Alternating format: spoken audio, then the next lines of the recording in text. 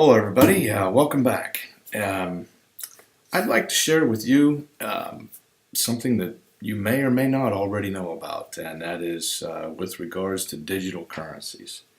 I mean, it's a pretty obvious thing that everything is going digital these days. I mean, we've seen it happen in the case with books. I mean, regular books are kind of almost going by the wayside, bookstores closing. And, the reason being is that we have so many digital books now, and it's so much cheaper and easier and faster to be able to just get books digitally. So, I mean, that's just one evidence of it, but it's everywhere. I mean, it's even in the retail side of things. I mean, the largest retailer in the world now. It isn't your Targets and Walmarts, it's Amazon. And Amazon doesn't even have actually one store. Well, I mean, recently they bought Whole Foods, but for the vast majority of the company, they, have built themselves from the digital platform of being able to provide that aspect digitally and the convenience of it.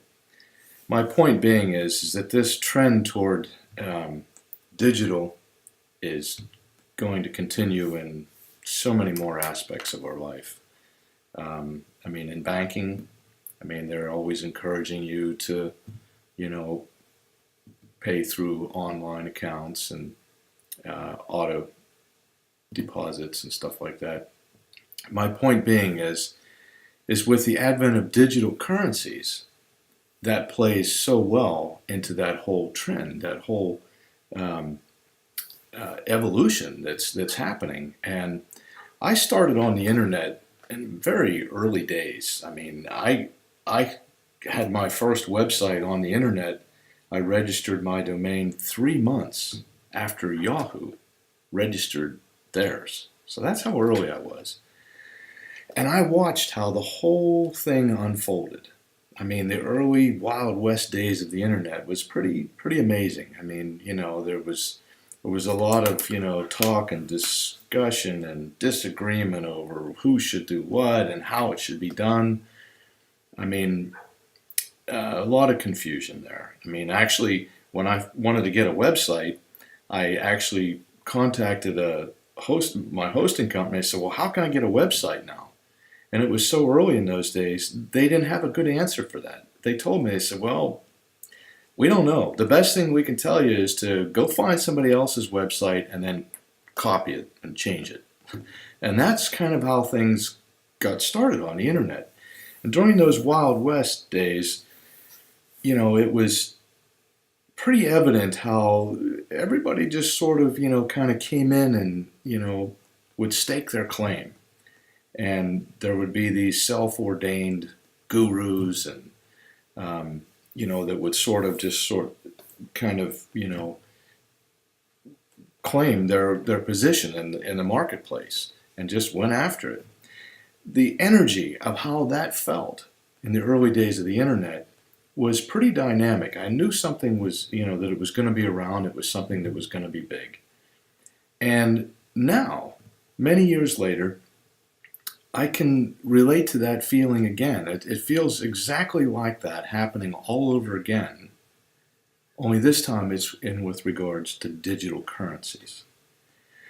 And that's the reason why I would like to be able to share with you ways that you can kind of, take advantage of these trends and be a participant in it for your own benefit and the benefit of your life and your families. So I would be amiss to, mention digital currency without mentioning Bitcoin. I mean, Bitcoin is sort of the grandfather of the whole concept. Just to give you a very brief background of it, I mean, Bitcoin is a coin that was created by, no one really knows for sure who the individual is, but they created a technology that's, uses blockchain technology. And it's it's a currency that's unlike any other currencies up to that point. I mean, all of your currencies that are out there, the US dollar and the Swiss franc and the German mark and the Japanese yen, those are all currencies, backed by a government, what they call a fiat currency. And all of these fiat currencies, have one thing in common, and that is they tend to be a depreciating asset. The main aspect of that is because the governments continue to print more and more, and thereby causing it to be a situation where every time you go to buy something, it's costs you more of it, more and more of it in order to buy those things. So it's a depreciating asset. Bitcoin, on the other hand, is does not inherently have that quality built into it because there's only ever going to be 21 million coins. Now, the way that works, it's these coins are sort of buried in the digital space through algorithms and mathematical equations that have to be solved in order for it to be uncovered. Think of it as the kind of like the digital version of gold. I mean, if you were to go and mine gold, you'd have to first find a location, and you'd have to use technologies to dig it out and to clean it and to secure it, and refine it. Well, it's kind of like that on the digital side of things, only it's done through mathematical equations, and they have to kind of chip away at solving these different equations to unearth these places where these digital coins, bitcoins, could be become available for the circulation then. So the process of finding all that takes years, and some of the equations are so complex that it's going to take very high-powered equipment, computers, and processors in order to be able to solve those kinds of equations. So all 21 million bitcoins won't be in circulation for another maybe 10, 20 years. So we'll have something less than 21 million bitcoins as the total currency. So that makes it a finite supply. Now, when you have a finite supply with increasing demand, and you have increasing demand as a result of awareness, more and more people are becoming aware of Bitcoin and its advantages and its exposure and its usefulness to be traded, to be exchanged as a medium of exchange for goods and services. Recently, Japan and Australia, a couple of countries this past summer that acknowledged Bitcoin as a legal tender for all their debts, public and private, and many other countries to follow. Bitcoin is here to stay. With that said, to give you some idea of the valuation of Bitcoin as to where it's been and where it may be going, in the early days when this was first conceived, if you would have purchased just $100 worth, you spend $100, on a good evening out somewhere.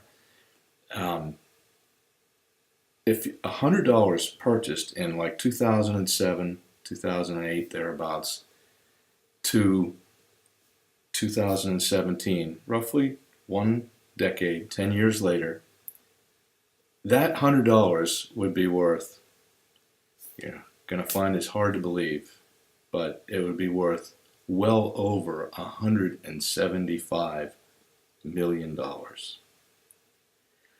And that's a very real, attainable access to cash. I mean, Bitcoin is readily available enough that that could be converted to cash.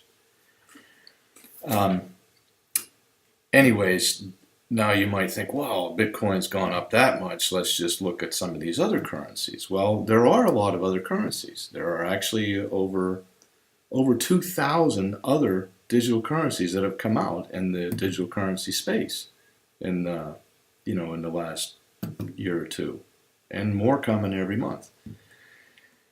The the thing about these other currencies, I mean, even though there's so many of them, Bitcoin is still about 86% of the marketplace for digital currencies.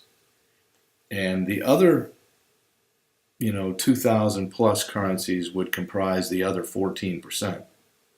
So that gives you some idea of, the real heavy player is Bitcoin. And one of the things that adds the real value to Bitcoin is that it's so readily accessible, and convertible to cash, that sort of provides the pathway for all the other currencies to have a pathway to cash. And what I mean by that is that whenever other currencies come out, one of the first things they generally do is to make their currency exchangeable for Bitcoin. And so it's, all these currencies can be exchanged into Bitcoin. In most cases, all these currencies can be exchanged into Bitcoin and then Bitcoin into cash. So with that said, I mean, you get some idea of the framework that Bitcoin plays in the digital currency arena. And it seems quite evident that it's going to be around for quite some time. As a matter of fact, some of the financial talking heads in the marketplaces with regards to currencies have done some guesstimations and some analysis, and they feel that if Bitcoin were to become just 10% of the Forex currency market, that's the foreign exchange currency markets that, all the exchanges are being traded practically 24/7. That if Bitcoin winds up becoming just 10% of that market, that mathematically Bitcoin would have to be valued at somewhere between $500,000 to $1 million per coin. That's quite a run from where it is now, even though it's already come a long way. I mean, today we're resting right at about $7,000 per coin for Bitcoin. So 7,000 to 500,000, that's a pretty good run. $10,000 investment in Bitcoin today would be worth $710,000 if it went to 500,000 and maybe higher. So that's a case. That's kind of making a case for holding some Bitcoin. Anyways, I wanted to share that with you, and I look forward to bringing you other thoughts and insights about the digital currency markets. And stay tuned for other videos.